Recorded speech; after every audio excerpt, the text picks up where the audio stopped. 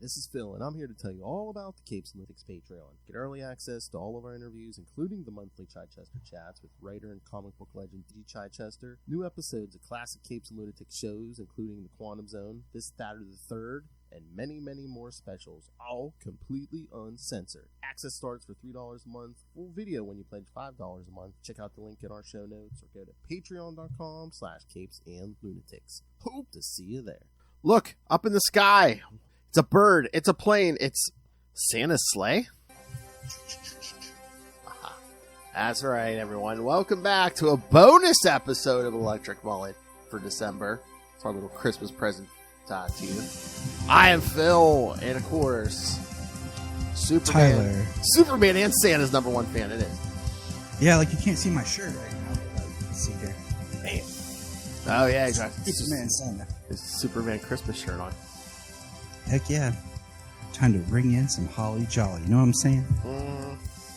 So, yes, we're back to discuss Action Comics 648, Superman 39, and, of course, the Christmas episode, or issue, which is Adventures of Superman 462.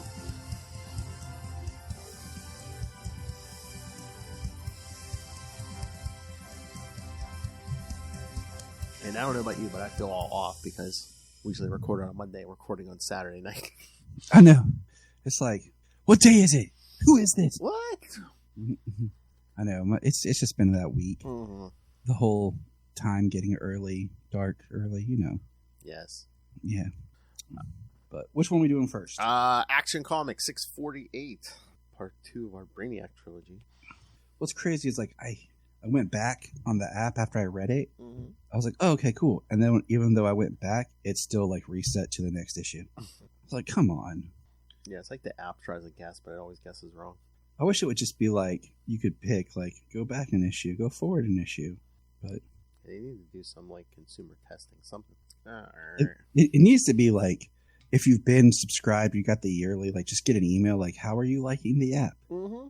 What are some things? Like, do you remember, man, back in the day when you'd buy the the DC animated films? There would always be a survey inside, and it would ask you, like, how often, like, it would ask you all kinds of questions, but then it would ask you for, like, what films do you want to see? Why do you like buying these things like that? And it was cool because I used to, you know, I buy all of them, and now we're not going to get any more. Like, yeah.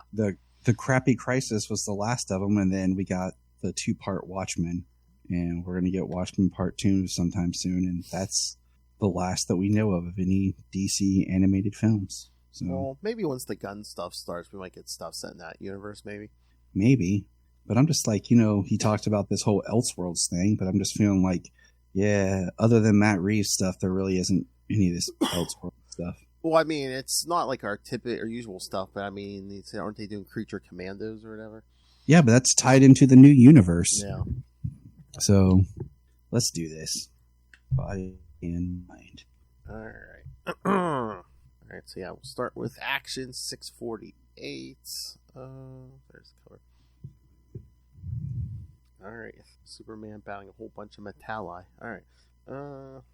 I was like, whoa, I like that Metallis and Metallos. Like Action Comics 648 from December 1989. Body and Mind. Writer Roger Stern. Pencilers George Perez and Karen Gamble. Inker Brett Breeding.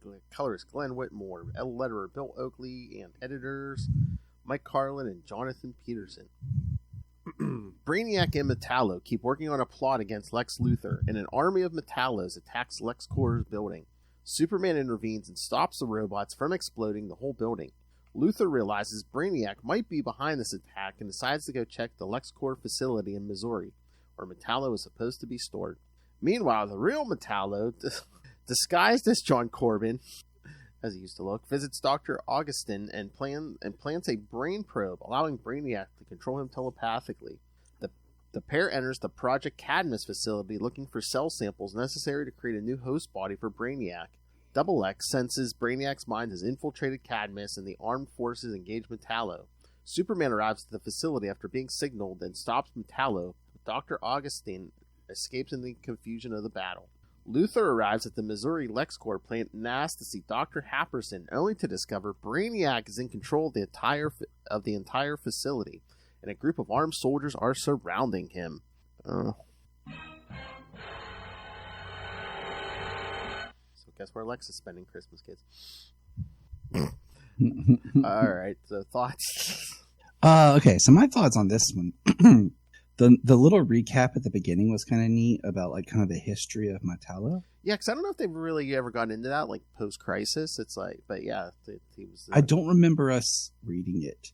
I'm not a fan of this Metallo. He just looks, I don't know, he just doesn't look good.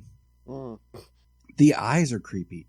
It reminds me, like at times they draw them almost if they're real eyes, but it reminds me almost of doll eyes. Yeah. And I mean, it's very like Terminator looking. Well, again, I mean, that might have had some influence, though, too. It is 1989. Mm-hmm. Yeah. But yeah, that's a good point. Yeah, very Terminator-ish. I will say that something I am loving is how in every issue, Clark's outfits are different. Yes, he's not wearing the same blue suit every time, yeah. Or just like the same kind of generic look. Like or the same suit, yeah. Yeah, like he's got brown pants, brown tie, and a red jacket. And I was like, okay, that's cool. But I liked him when he goes, and he talks about, where is it? This time you don't have a chunk of kryptonite in your chest. Without that ace in the hole, there's no way you can beat me. And he like punches him and he obliterates. And he's like, what? And he goes outside and he literally says, "Great Scott." But yeah, because we see a whole bunch of Metallos heading for the Lex Tower. Now, here's a question to you right here. Mm-hmm. I was thinking about this. We haven't gotten the comics yet, have we? Because I'm going to do on Krypton Report later, like within the next 2 years, a big Silver Age reread dive. We haven't got Brainiac having drones or robots yet, have we? Like robots servants, have we? No.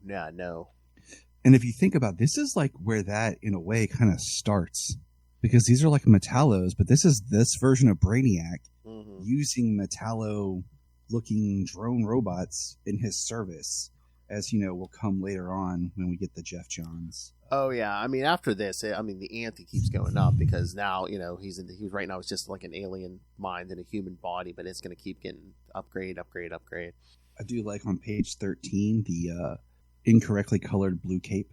I didn't know if that was like supposed to be like shadowed or if it just it is miscolored. I don't know. Because like it looks like it's an interesting panel because he's like jumping and then it looks like he's jumping over and then there's just a big hole in the ground. Well, that Metallo drone was blowing up, so he was trying to block the blast. Yeah. I'm just like, oh, this is cool, and I had to laugh and point out to Jania. I was like, oh look, but yeah, the Corbin coming in his suit and everything, and I had to stop for a second because I was like, wait, Corbin's Brainiac or Metallo, right? I was like, did they change something on me? And then no. Yeah, no, I think he just disguised himself as what he looked like when he had a human body. Yeah, it threw me for a quick. I was like, wait a minute. This is what happens when you read too many Superman comics, because like I'm reading this for Mullet, you know what I'm saying? Then I'm reading Where We Are for Krypton Report, and then just for me, I'm reading the current stuff. So then your brain, after a while, is trying to like, wait, what, where?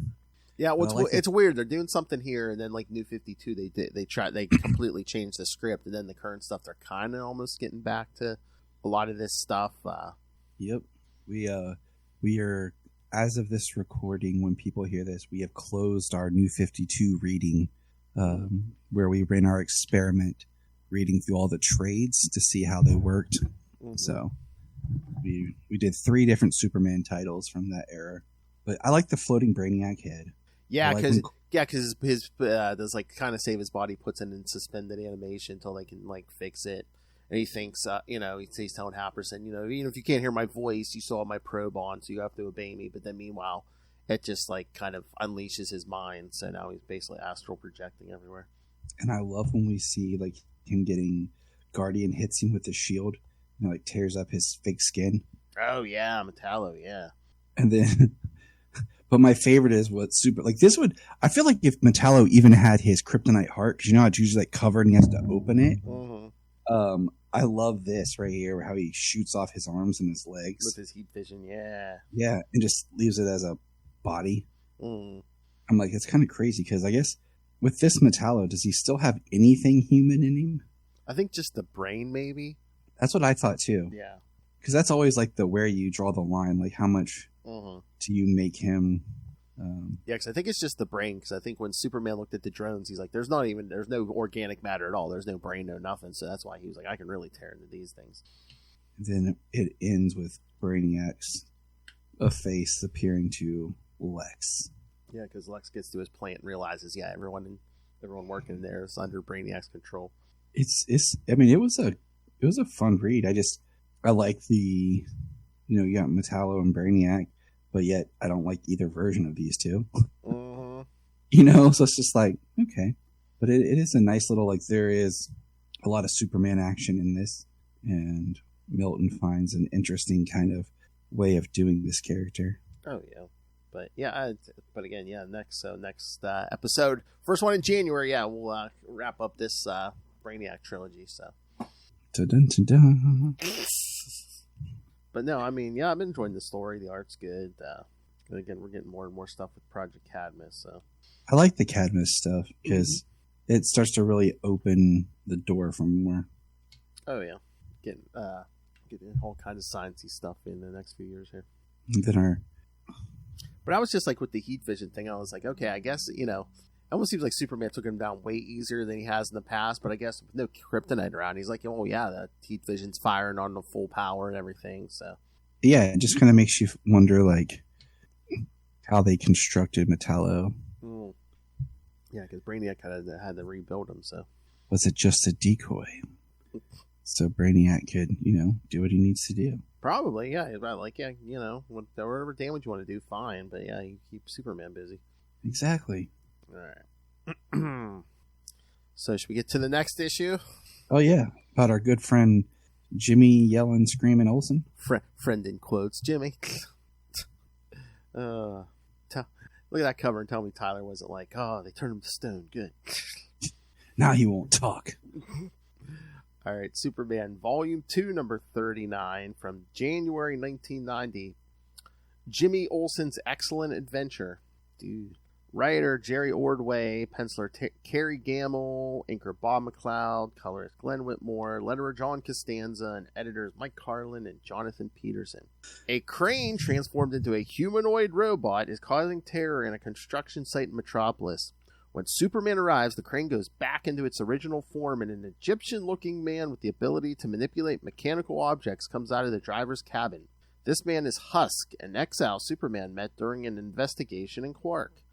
Which was way back in Adventures of Superman 443, kids. Not even the same title. That's what's fun. Well, it's the same writer, though, Jerry Ordway. So. Mm-hmm. With unintelligible words, this man warns Superman that Jimmy Olsen is in danger. Superman takes him to Emil Hamilton, who decides to try the same experiment that caused Jimmy's disappearance in the first place. Meanwhile, Jimmy is trapped in some sort of limbo where he is being chased by creatures. He is saved by a mysterious man that inhabits that void, and this man turns out to be a clone of Jimmy's father, who has the same memories as the original old man.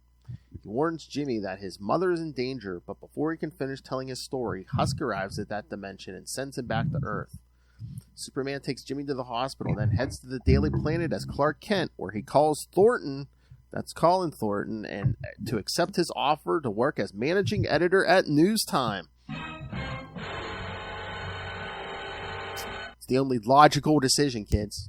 Mm-mm. Logical. No. So let's just kick off this with the first part. Husk has the ability to manipulate machinery, and he's from ancient Egypt. Yeah, I'm trying to remember what the story we kind of got. I don't know if he's like what would be a mutant almost, like in Marvel. Just.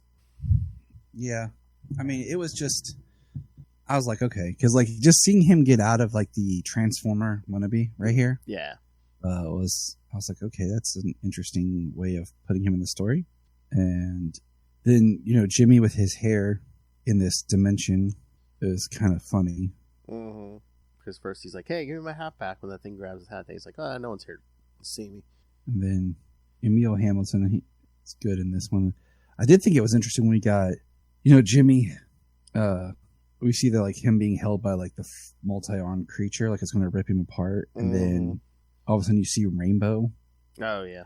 And one thing I love about old comics is miscoloring. Emil Hamilton with his blue beard with the lightning rod he's giving to Superman. Oh, yeah.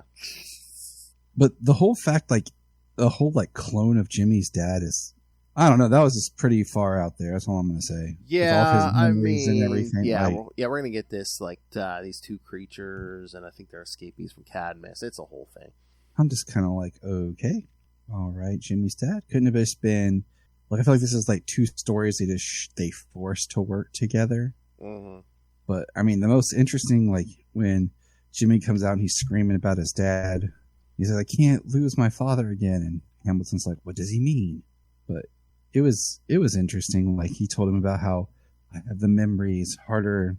It was hard for him. He's like telling Jimmy his whole dad's story. Mm-hmm. And I'm just kind of like, it's kind of sad. Yeah, because his dad was like a secret agent. He worked. Yeah. Yeah, but it's like, one of those things, he took all these dangerous assignments so he could never go back to his pregnant wife, and he never knew his son. And the son he'd only seen in surveillance photos taken by colleagues. Mm-hmm. I'm like, okay, that's called a douche dad, but whatever. But the final panels at the end where Clark, as we see Lois with glasses, and he's like, oh, Lois. Mm-hmm. Mm-hmm. Oh, yeah, because she was trying on Allie's glasses. Yeah, he's like, I'm on the phone. Gee, you think I was wearing a disguise or something? Mm-hmm. And then Clark, I mean, we'll talk about this more in the next one, but him taking this job it's weird. Yeah, almost like something's influencing him. Which is interesting because I thought, he'd already stopped the Eradicator. So he thinks. I know, like, because that's what's my thought. I'm like, wait, this doesn't make sense. Because first of all, I want you in these panels right here, okay? Mm-hmm. Pay attention to, is it Wit, the guy with the red sweater vest on? Oh, yeah. Yeah, just pay attention to his outfit because we're going to literally see Clark wearing that in the next issue. I'm not joking at all. Like, it was hilarious. I was like, oh, hey, wait a minute. But no, like, I just feel like this whole job thing came, and I accidentally read these out of order. Mm-hmm. So I was even more like sitting there thinking, like, getting frustrated. Like, Clark, why would you take this job?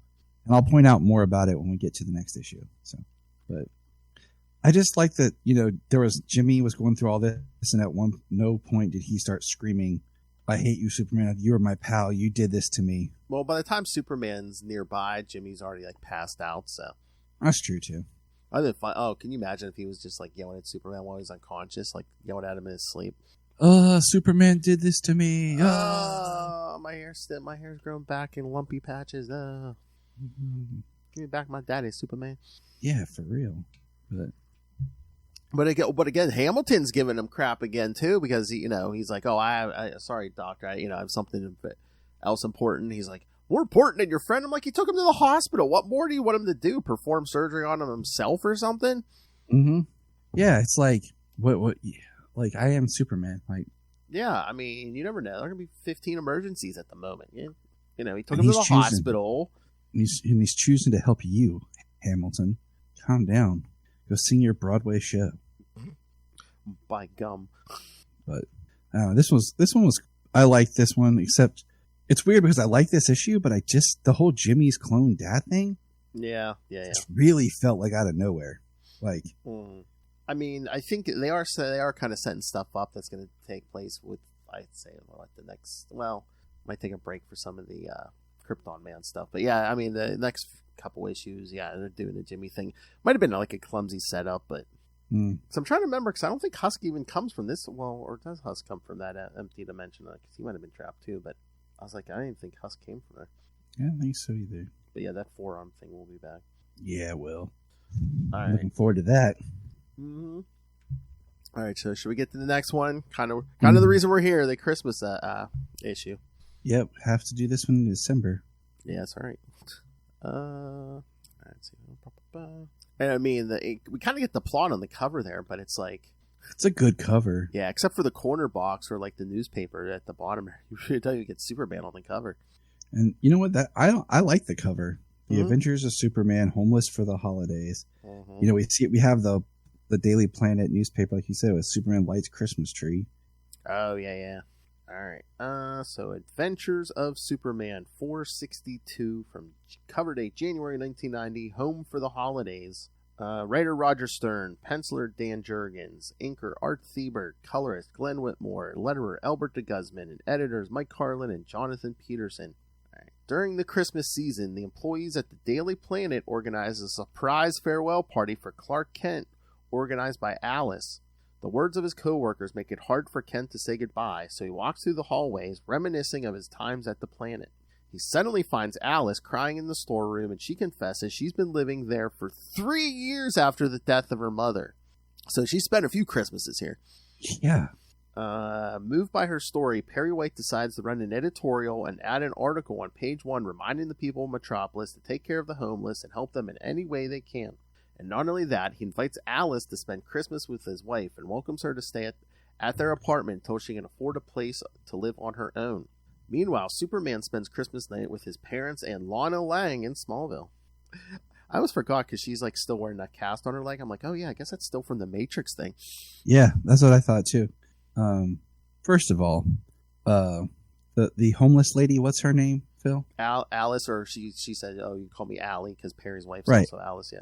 That's exactly where I was going. Okay. It's one of those things like I don't like when writers like do that. We're like, hey, we already have someone named this in the book. Let's create a new character and give her the same name as another character we have going on. Unless nobody Great. was thinking. But I like this issue. This is my favorite of the three. Oh yeah. And I do want to say, like, I love the holly Christmas aesthetic on the page, like the way you can't really see too much glare, but I like that with the Superman shield in the Christmas bulb. Oh yeah. And Clark Kent cosplaying as Dick Tracy. That's pretty cool. And then the whole thing at that condo they're building.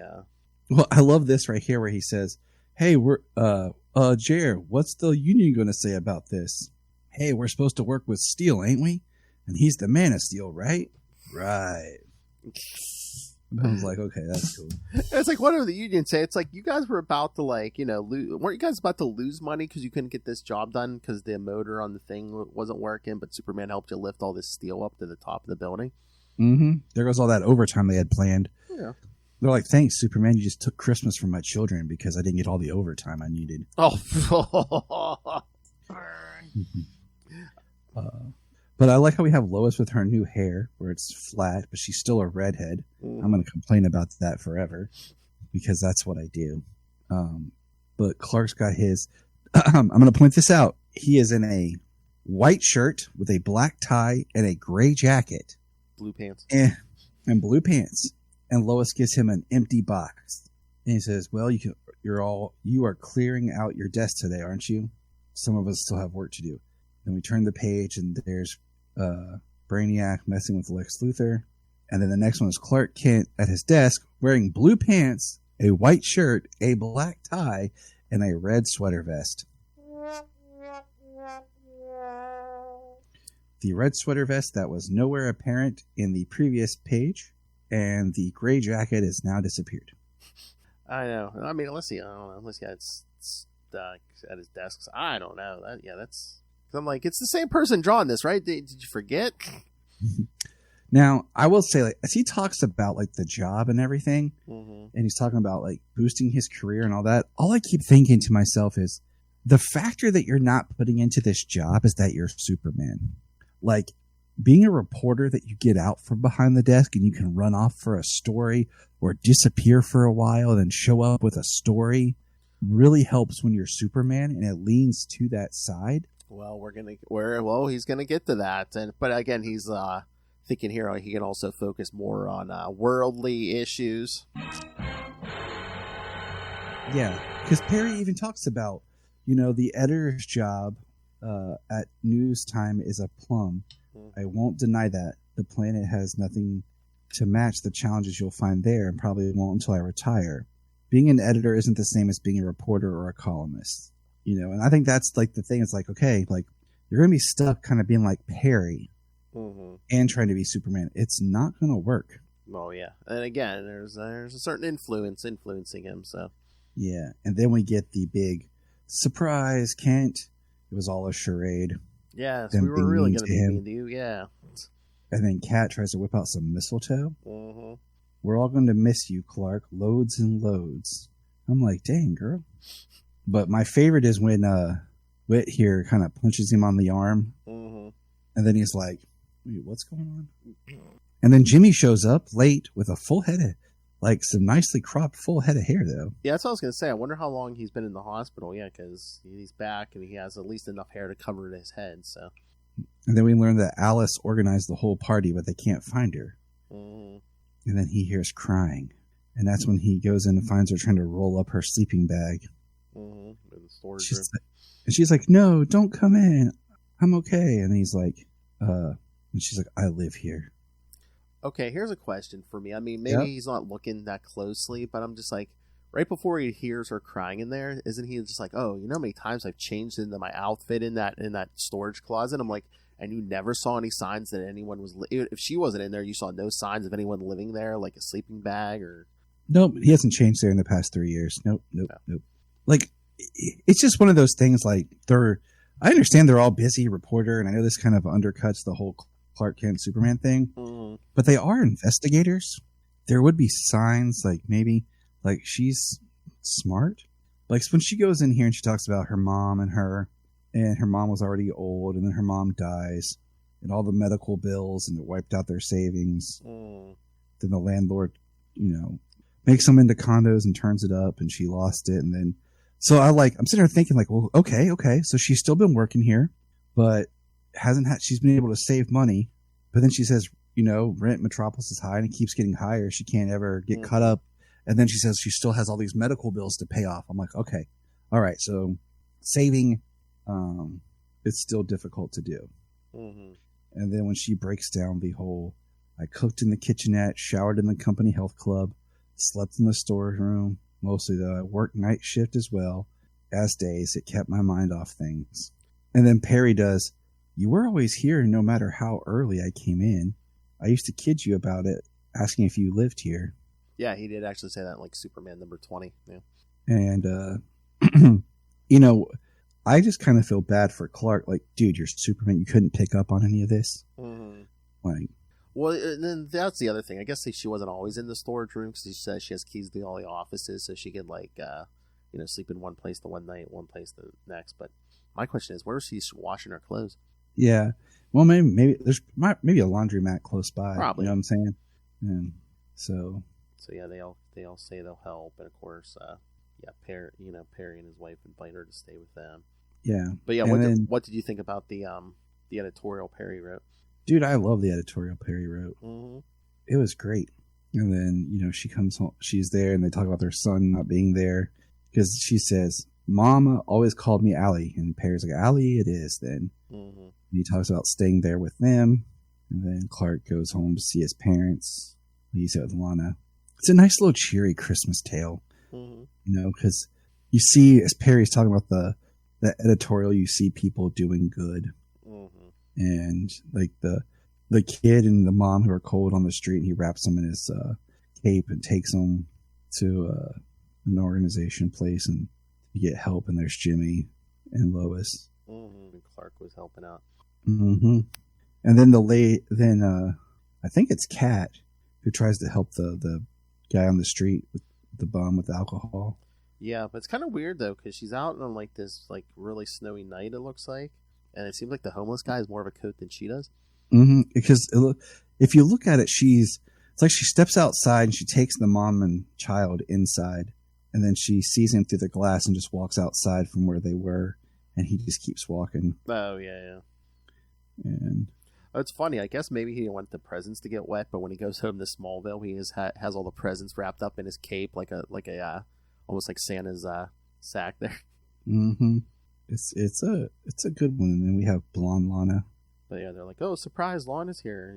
She's like, oh, after her Aunt Helen died, she spent a lot of Christmases alone. I'm like, why? Wouldn't the Kents be like, yeah, come spend Christmas with us? Yeah.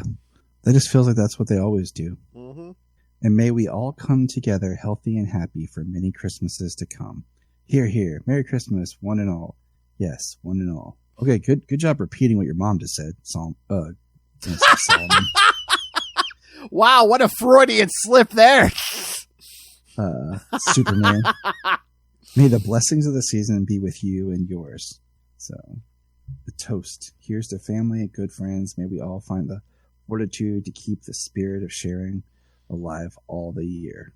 I like this one. I like Perry's editorial. Mm-hmm. Just talking about being something that everyone can give, and how, only in December for a few weeks we actually like reach in for that Christmas cheer, but it's something that we could do year round. Mm-hmm. And if we did it year round, maybe it would really help more. Yeah, I do like that part. Yeah, where it's just like, it's like, it's almost like we find goodness in ourselves at this one point a year, or maybe we're just crazy the rest of the year and, become normal at this time of year. Mm-hmm. So maybe it's the rest of the year is crazy. Mm-hmm. But it was good. It was really good. This, like I said, this is my favorite one. And I appreciate, I appreciate when you do a good Christmas kind of message and issue, especially because, comics are yearly. So it's going to come back around, and I like having those to kind of reread each year. Oh, yeah. So, Merry Christmas to you, Phil. Merry Christmas, Tyler. Merry Christmas to everybody from Electric Mullet. That's right. Even Justin the Owl. Speaking of Justin the Owl, he'll be back in January. Yes. The Owl returns. I was gonna say, would you like to hear what we're doing? Or, you know what? I'll save that till later. But, yeah, so, again, I know we talked all these, but any final thoughts on this? Any final thoughts on the year? It's been great, man. Our first year of Mullet, yeah. I've enjoyed this. I'm adapting this format for Krypton Report next year. What we're going to do is we're going to do a kind of this new format style of 4 episodes a month. Each, like the third week of every month, our third episode every month is going to be chunks of comics. And we're going to go back and start with the Loeb Kelly era. Oh, cool. In the late 90s into the 2000s. So we'll do like 4 issue kind of groups in like kind of the same style format that we do here. So nice. As 2025 comes to be the year of Superman. So I was going to say, yeah, I mean, that's always a good thing. I mean, getting into Superman comics because there's such a plethora. I mean, again, the guy's been around since 1938. There's so many comics to like dive into. Mm-hmm. Like I said, I'm going to do that kind of, and then I'm going to go way back and explore the Silver Age. There's always time. So. Or just like take certain characters like Lex or Brainiac or something, and just like compare them from the eras. The Golden Age, the Silver Age. Jeez. But yeah, it's always fascinating new ways to approach things. And I'm sure there's a certain movie you're going to be covering next year. Oh my God, yeah. We have what's it called again coming out, Phil? What's it? I feel like I should know this. It'll come to me. What, the Superman movie? Oh yeah, that's right. That's what it is. Yeah. Because he's not thinking about it when he's awake. He's not dreaming about it when he's asleep. No. I don't have a countdown calendar on my phone. So, but yep. That's May? Is that May or is it? Wait, July. July, yeah. Wish it was June. It'd make more sense, but whatever. Yeah. All right. Anything else? Any other final thoughts for the year? Again, since we're wrapping up the year here. No, it's great. Like it's been an adventure. I'm enjoying this. It's a section of comics that I've read here and there, but just kind of finding a way to just dive in and do it in our format's been fun. To just kind of continually reading and just building up more of that more detailed knowledge and experience than just the generalized. Yeah. So. There's a name for a Superman podcast, kids. There you go. Run with that. Adventures with Superman. Mm-hmm. Or, well, I don't know if you can get away with my adventures with Superman, but our adventures with Superman. Oh, there you go. Well, you and your Jimmy Olsen can do that. Yeah. We had a whole long conversation how when he was younger, he was called Jimmy. And now that's why his son is now Jimmy and he's James. Oh. That's so funny if you're Superman and he's Jimmy, because he could probably bench press you. probably bench press your whole family. Probably. He'd be like, just lay down, Tyler. You could bench press the whole town. That is true. All right, but yeah, that's right, kids. So yes, so thank you for joining us. First year of Electric Mullet. We love doing it. Send us your feedback. We want to hear your feedback. We can read it here live. We can do that. If you can send audio, I can play your thoughts in your own words. So yeah, please send us feedback. But next year, starting in January, we're gonna get 3 episodes in January too. Because the first week we'll be back on January 2nd. You'll hear it drop on the podcast. Action Comics 649 as we wrap up the Brainiac Trilogy. Superman 40 with more Jimmy. And Adventures of Superman 463. I mean, they kind of did it in the Silver Age, but this time you're going to get a race between Superman and Wally West. Yeah. Yeah. And then for the other 2 episodes in January, yes, like I said, Justin the Owl returns as we do 2 parts on Day of the Krypton Man. Part 1 will be Action Comics 650, Superman 41, Adventures of Superman 464, and then Part 2 will be Action Comics 651 and 652, Superman 42, and Adventures of Superman 465. So yeah, lots of good stuff coming in. Like I said, Justin will be in and out of here, but yes, the last 2 of the 3 in January, the last 2, yes, our good friend Justin will return, so that'll be a really good time. Awesome, I'm excited. Tell the owl. All right, so you're going to say, where can you send those thoughts? Well, we're going to send those thoughts, Phil. Well, I'm glad you asked, Tyler. And again, you can always email. You can always email us at CapesandLunatics@gmail.com or call the voicemail 614-382-2737. That's 614-38-CAPES. And remember, you can find all things Capes and Lunatics, episodes, social media, merchandise. Get your brand new Capes and Lunatics merch, the classic Capes and Lunatics merch. You can rain the money on us through the Cash App link. Again, it's the holiday season. Oh, and again, like I said, merch. I mean, you can get always perfect for every member of the family during the holidays. So, yep. Capes and Lunatics merch, the Krypton Report merch. Again, show your family you love them. Get them all this merch. Word. So again, rain the money on us through the Cash App link. And again, the Patreon, where Lilith and I give you something exclusive and uncensored every month. And if you are a patron, you can suggest topics for discussion, as Justin has many a time. So, yes, please subscribe there. Tell us what to do. So find that at patreon.com/CapesandLunatics. And you can find everything at tubespace.io/CapesandLunatics Podcast Network. That's tubespace.io/CapesandLunatics Podcast Network. Vicious and brutal than ever. All right. And if you need more Superman in your life, Tyler, where can they hear you and the world's strongest man talking Superman? Well, me and Jimmy Cole, we talk Superman over. You don't dare box him, Jake Paul. No. We talk Superman over on the Krypton Report. You can find us on all social media platforms and on wherever you get podcasts, including YouTube. I'm tired of knowing everything. He is. It's a burden. It is. All right. Thank you, everyone, for joining us, not only for this episode, but the previous 40 episodes also. So. It's been a good time. Yes. Please come back next year. Again, lots of good stuff coming. Again, a race with the Flash, the Krypton Man. We're going to have Batman showing up here in a little bit.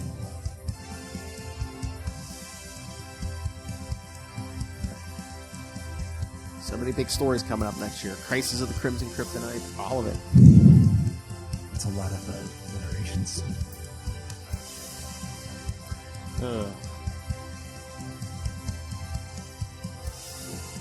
Oh, yeah.